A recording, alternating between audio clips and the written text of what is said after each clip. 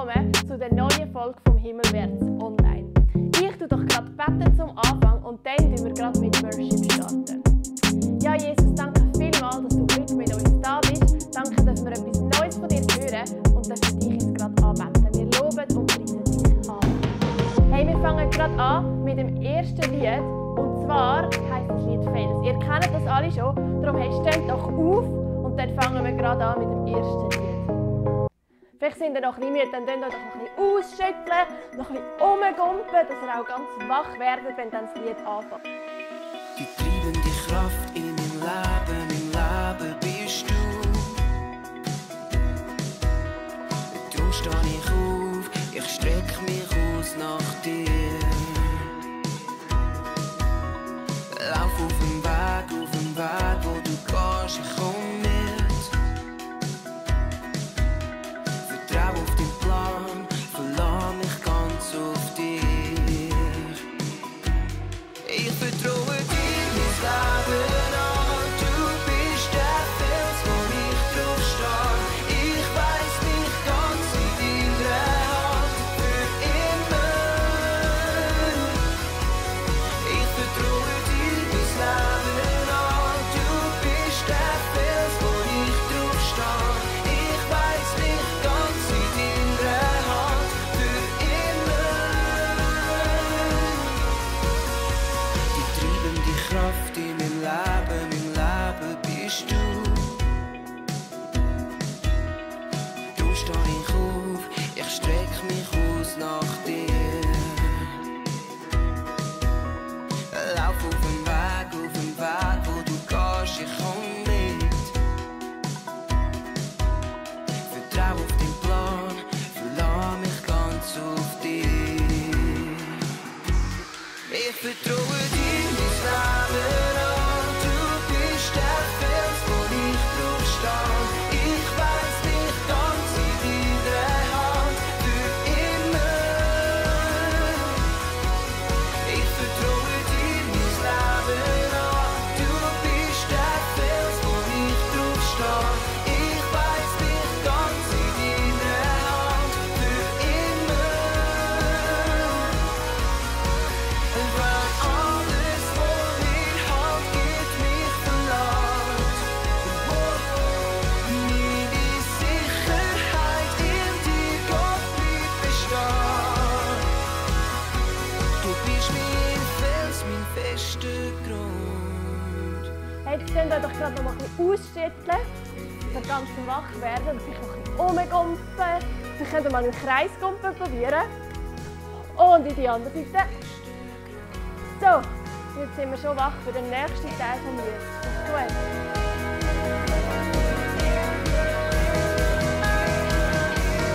Ich vertraue dir mein Leben an, du bist der Fels, wo ich drauf stehe.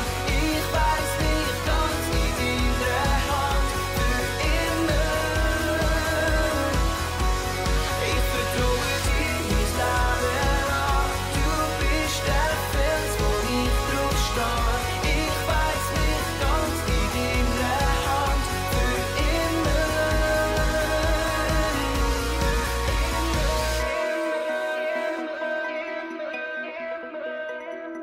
Hey, als nächstes singen wir gerade ein neues Lied. Das Lied ist auch von den Leuten von unserer Kirche geschrieben worden. Vielleicht habt ihr es darum schon mal gehört.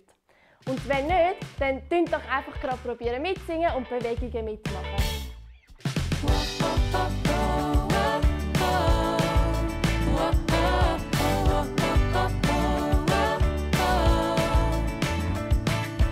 Unverständlich wie eine neue Sprache. Und mein Herz versteht sie doch. Unaufhörbar wie ein Wasserfall. Und mein Leben wird nie zu voll.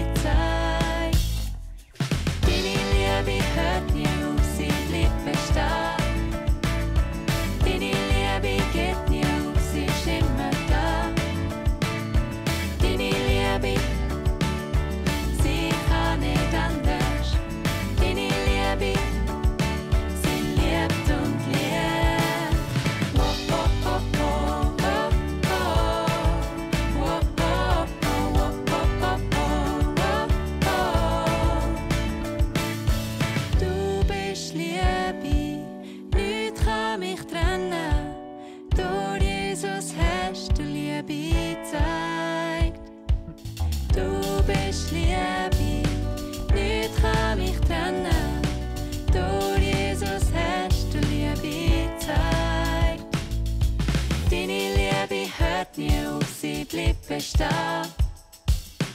Deine Liebe geht nie auf, sie ist immer da. Deine Liebe, sie kann nicht anders. Deine Liebe, sie liebt und liebt. Deine Liebe hört nie auf, sie bleibt bestehen. Deine Liebe geht nie auf, sie ist immer da. Deine Liebe, sie kann nicht anders. Deine Liebe, sie liebt und liebt. Wenn wir aber im Kreis sind, ist gut auf die eine Seite. Oh, die Seite wechseln. Oh, mal, kommt das so her, wie ihr noch könnt. Schafft euch jemand an die Decke auf, also ich schaffe es leider nicht. Genau. Hey, so gut ist das mit euch Lobpreis zu machen. Jetzt könnt ihr euch so richtig bequem machen auf euren Sofas, auf euren Stühlen, wo ihr auch immer seid. Holt euch die Küssis und tünt euch so richtig einkuscheln. Ja, weil jetzt kommen wir nämlich zu unserem nächsten Teil im Kinderprogramm. Céline, unser Erklärbär, hat eine geniale Geschichte für euch vorbereitet. Und jetzt ist Geschichtszeit.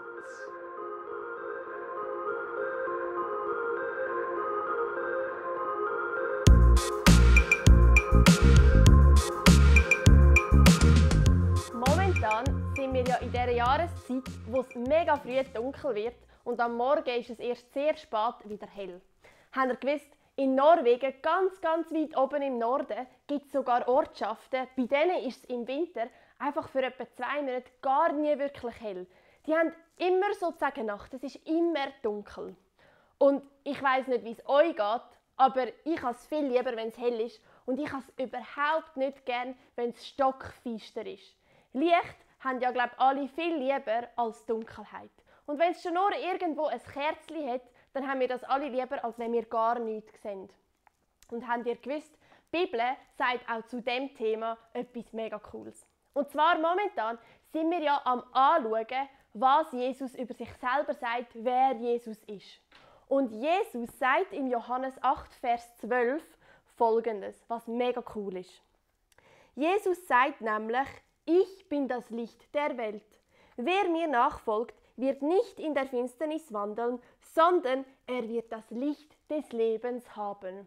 Jesus sagt, er ist das Licht der Welt. Und dann sagt Jesus, dass wir ihm ja nachfolgen sollen. Und jetzt wollen wir zuerst mal schauen, was denn das bedeutet, jemandem nachfolgen. Wir Menschen, wir können entweder anderen Menschen nachfolgen oder Jesus. Vielleicht gibt es einen mega berühmten Sportler, den du mega cool findest, wo du mega Fan bist davon. Wir können so einem berühmten Sportler nachfolgen.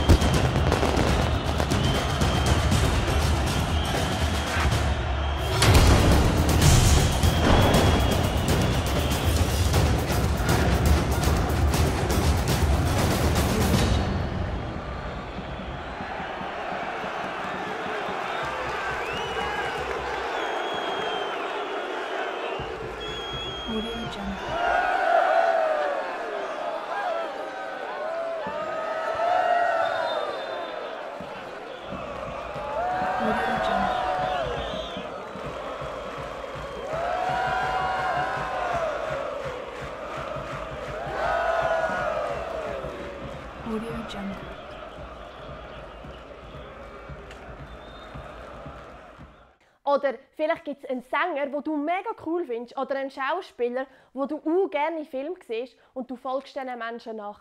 Das bedeutet, dass du sie so cool findest, dass du auch werden willst wie die Menschen. Dass du ähnlich werden wie sie, dass du vielleicht auch so berühmt sein wie die Menschen. Hey, aber weisst du was, wenn wir uns mit anderen Menschen vergleichen und anderen Menschen nachfolgen, schlussendlich macht uns das nicht wirklich glücklich.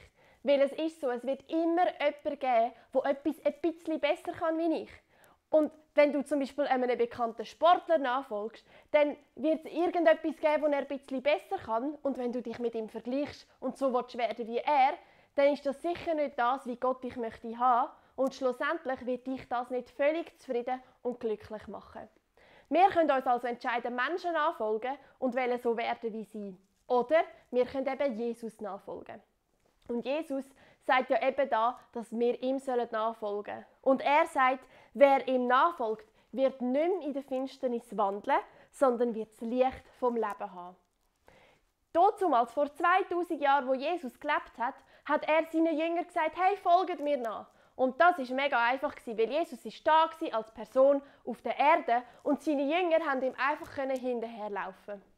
Aber wir sehen Jesus ja nicht. Und vielleicht hast du dich jetzt auch gefragt, was es dann bedeutet, Jesus nachzufolgen, wenn wir ihn ja gar nicht sehen.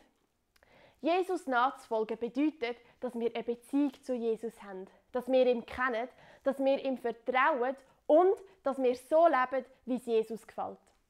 In der Bibel lesen wir ganz viele Sachen, wie wir leben können, dass es Gott gefällt. Zum Beispiel steht, dass wenn jemand gemein ist zu uns, dann sollen wir nicht auch gemein sein, sondern wir sollen unsere Feinde lieben. Wir sollen unsere Nächsten so lieben, wie wir uns selber lieben. Wir sollen Gutes tun zu anderen. Und das bedeutet, wenn wir Jesus nachfolgen, wenn wir andere Menschen lieben, wenn wir ihnen helfen, wenn wir nett sind zu ihnen. Wenn wir so leben, dass es Jesus gefällt und so unterwegs sind, dass Gottes Wille geschehen darf. Das bedeutet, Jesus nachzufolgen. Und Jesus sagt ja eben, wer ihm nachfolgt, wird nicht mehr in der Finsternis wandeln, sondern wird das Licht vom Leben haben. Und das bedeutet verschiedene Sachen. Also erstens dürfen wir wissen, wenn wir Jesus nachfolgen und mit ihm unterwegs sind, ist Jesus immer bei uns. Er ist an deiner Seite und du bist nie allein. Auch wenn es mal wirklich dunkel um dich ist, dann weisst du, du musst keine Angst haben, weil du bist nie allein. Jesus ist immer bei dir. Und etwas noch viel, viel Cooleres bedeutet das. Und zwar bedeutet es, dass wir nicht mit der Finsternis wandeln müssen, sondern das Licht vom Leben dürfen haben, dass wir, wenn wir mal nicht mehr auf dieser Erde leben, dürfen wir mit Jesus zusammen sein. Wir dürfen das ewige Leben haben. Und das ist so cool, weil Gott liebt uns, er meint es gut mit uns, er hat uns so fest gern und wir dürfen wissen, dass wir irgendwann mal für immer dürfen mit ihm zusammen sein. Das bedeutet, wenn wir Jesus nachfolgen, dann dürfen wir ewig mit Gott Gemeinschaft haben. Das ist so cool, dass wir mit ihm zusammen sein dürfen. Wir sind nie allein da auf der Erde. Wir müssen nie Angst haben. Jesus ist mit uns und wir dürfen ewig mit Jesus, mit Gott zusammen sein.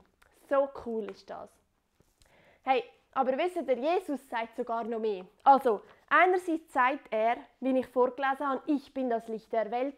Aber in Matthäus 5, Vers 14 sagt Jesus, ihr seid das Licht der Welt, wo er mit seinen Jüngern schwätzt. Also zuerst sagt er ist das Licht der Welt und wir sollen ihm nachfolgen. Und jetzt sagt er, dass wir, seine Jünger, die an ihn glauben, sind das Licht der Welt. Und ich erzähle euch gerade, was das bedeutet. Und zwar bedeutet das, wenn wir das Licht der Welt sind, wenn wir an Jesus glauben, dann sind wir Kind von Gott. Und dann, wie ich schon gesagt habe, in der Bibel lesen wir, wie wir mit unseren Mitmenschen umgehen sollen. Und wenn wir das Licht der Welt sind, bedeutet das, wir sollen das Licht von Jesus in die dunkle Welt heraustragen. In die Welt, wo manchmal so viel Schlimmes passiert und so viele gemeine Sachen geschehen, sollen wir das Licht von Jesus heraustragen. Wir können als helles Licht scheinen von Jesus, wenn wir unsere Mitmenschen lieben, wenn wir gut tun, wenn wir nett sind zu unseren Mitmenschen. Wenn wir so leben, dass es Jesus gefällt und dass Jesus geehrt und verherrlicht wird. Dann leben wir als Licht der Welt und können das Licht von Jesus in die Welt heraustragen. Und das ist so etwas cool, weil wir können die Hoffnung von Jesus als Licht in die Welt heraustragen. Und die Bibel sagt uns, wie wir leben können, dass es Gott gefällt. Und das bedeutet, dass Jesus das Licht der Welt ist. Wir können ihm nachfolgen. Wir sind nie allein, wir müssen nie mehr Angst haben und wir dürfen für ewig mit Jesus zusammenleben. Und jetzt können wir als Kinder von Gott das Licht in die Welt heraustragen. Wir können nett sein zu unseren Freunden, die uns manchmal nerven. Wir können nett sein zu Leuten, die uns gar nicht gerne haben. Wir können ihnen Gutes tun, wir können sie lieben, wir können ihnen helfen und so das Licht von Jesus in die Welt heraustragen. Und das finde ich so etwas Cooles, wo Jesus da über sich sagt, wer er ist.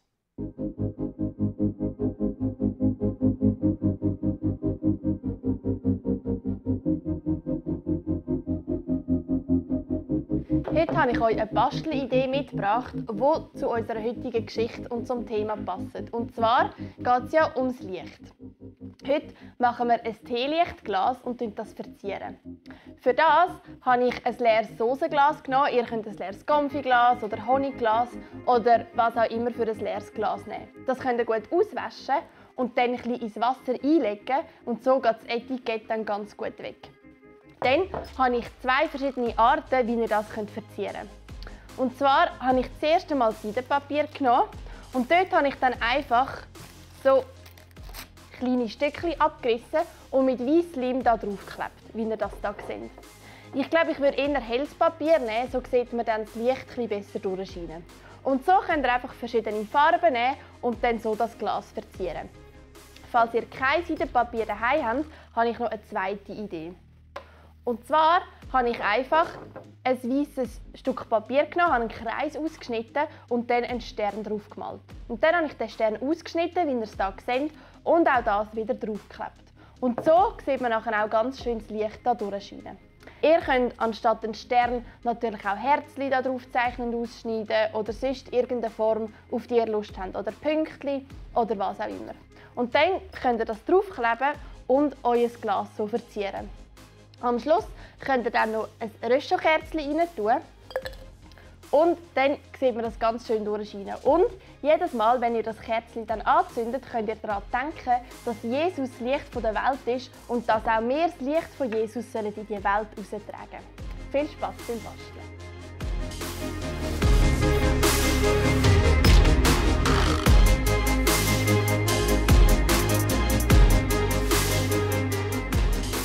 Auch diese Woche haben wir wieder ein Spiel für euch vorbereitet. Eins, das ihr ganz einfach daheim miteinander spielen könnt. Und zwar ist es Montagsmaler. Und um es ein bisschen spannend zu machen und um es ein bisschen starten, das Spiel, haben wir gefunden, wir machen jetzt gerade alle miteinander zusammen ein Montagsmaler. Celine wird malen und wir alle können miteinander gerade raten. Und der zuerst in den Kommentar reinschreibt, was es ist, was Celine malt, der hat nicht nur gewonnen, sondern der wird auch noch einen kleinen Preis von uns heimgeschickt bekommen. Also müsst ihr gut aufpassen, super schnell mitraten und gerade sofort als erstes in den Kommentar reinschreiben, was es ist, was Celine malt. Und der recht hat und der das erste war, der wird den Preis bekommen. Sind wir alle ready zum Rätseln? Also komm Celine, du doch gerade mal los zeichnen und wir tun alle miteinander rätseln.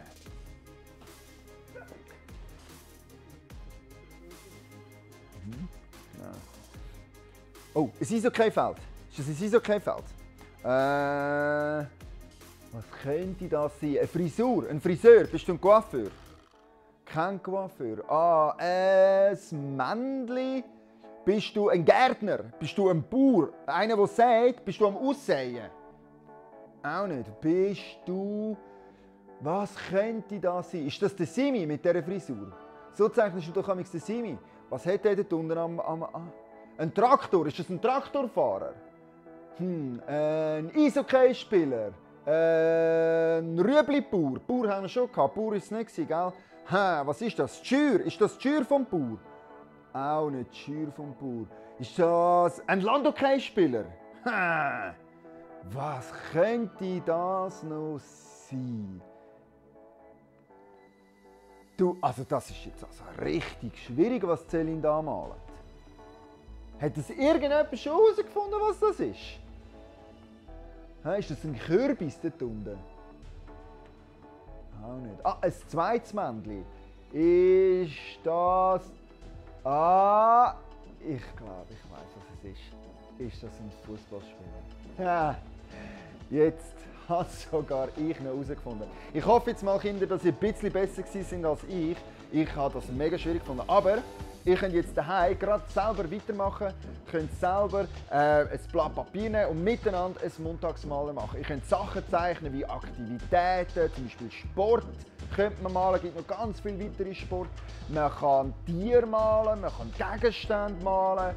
Hey, macht doch jetzt miteinander noch ein Spiel. Das ist eine super Idee, wie ihr miteinander jetzt noch könnt, den Tag, den Nachmittag oder was für Zeit auch immer ist, mit euch zusammen als Familie könnt geniessen. Und so darf ich jetzt sagen, ciao zusammen, bis zum nächsten Mal, wenn wir uns wieder sehen, in einer Woche im Himmelwärts online. Wir freuen uns schon ganz fest auf euch und wir hoffen natürlich, dass ihr wieder dabei seid. Ciao zusammen!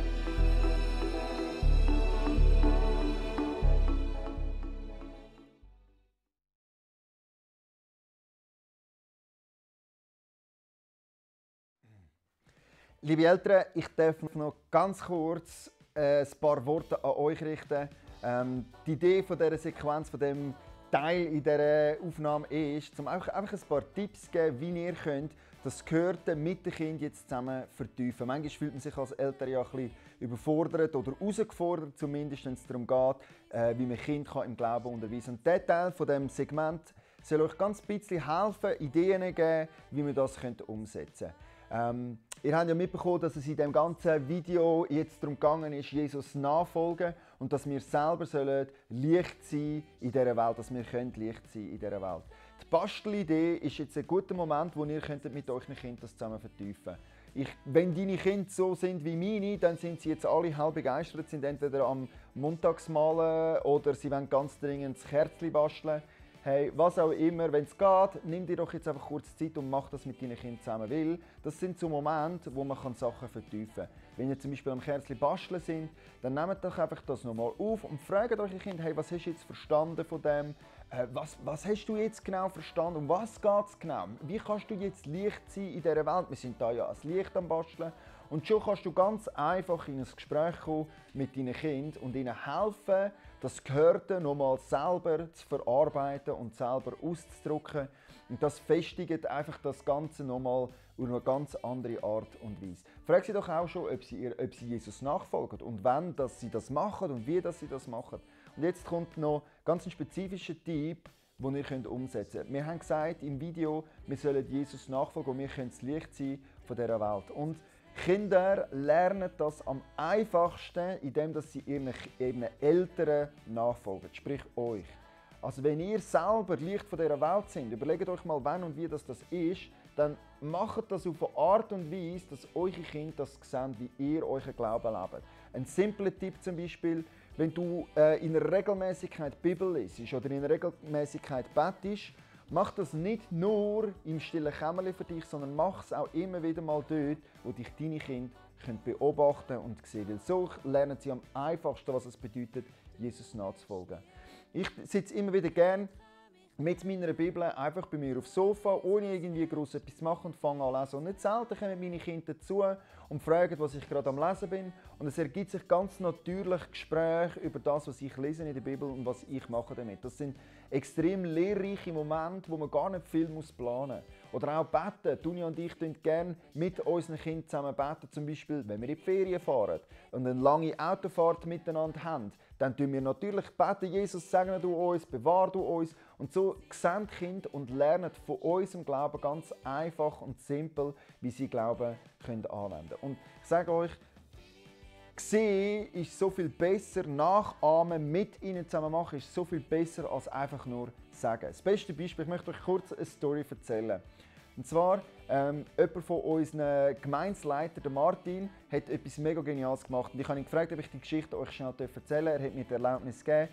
Und ich möchte euch einfach schnell als Inspiration mitgeben, wie er jetzt mit seinen Kindern Licht in dieser Welt war. Auf eine ganz simple, geniale Art und Weise. Wir haben ja am 21. Dezember als Kirche unser Theater mit den Kindern vom Kreuzpunkt durchführen. Und dort haben wir eine kurze Predigt gemacht am Schluss. Der Martin war inspiriert von dem ganzen Gottesdienst, dass er hat gefunden, okay, er geht jetzt Briefe schreiben, hat einen mega schön formulierten Brief gemacht, hat 100er Nötlis genommen und hat die mit diesen Briefen zusammen in die Kuverts drinnen da. Und dann ist er mit seiner Tochter zusammen, sind sie gegangen von Rotlichtmilieu zu Rotlichtmilieu, von Etablissement zu Etablissement und haben den Frauen, die in diesem Gewerbe tätig sind, die Kuverts überreicht und gesagt, hey, ich weiss, für euch kommt jetzt gerade eine schwierige Zeit, ihr dürft gerade nicht mehr arbeiten und ich möchte euch einfach als Ermutigung und als Auferbauung da etwas Kleines mitgeben. Und hat so mit seiner Tochter zusammen ganz praktisch Licht in die Welt hineingebracht. Und ich sage euch, das ist so viel lehrreicher, so viel einprägsamer für seine Kinder gewesen, als 3 Predigten, 10 Predigten, das je hätten können machen. Einfach mit ihnen zusammen gerade etwas unternehmen. Das ist etwas Simples, das könntet ihr auch machen. Mit euren Kindern zusammen Licht in die Welt bringen. Gutzli backen, irgendeine Freude bereiten und dann zu einer einsamen Person, die ihr kennt, vielleicht habt ihr eine alte Nachbarin, einen alten Nachbar, der Witwe ist, denen einfach Gutzli vorbeibringen mit euren Kindern zusammen. Und ich glaube, das ist so viel einprägsamer, so viel mehr lehrreich, als nur sagen, je könnte sein. Soweit zu unseren Tipps. Ich hoffe jetzt, dass ihr noch als Familie eine geniale Zeit haben miteinander, gewisse Sachen umsetzen. Und wir glauben, dass Jesus mit euch ist und dass er seine segnende, schützende Hand über euch und eure Familie hat. Ihr seid uns wichtig, ihr liegt uns ganz fest am Herzen. Möge Jesus seine schützende Hand über unsere Familie im Kreuzpunkt halten. Amen, Amen und bis nächste Woche. Ciao zusammen.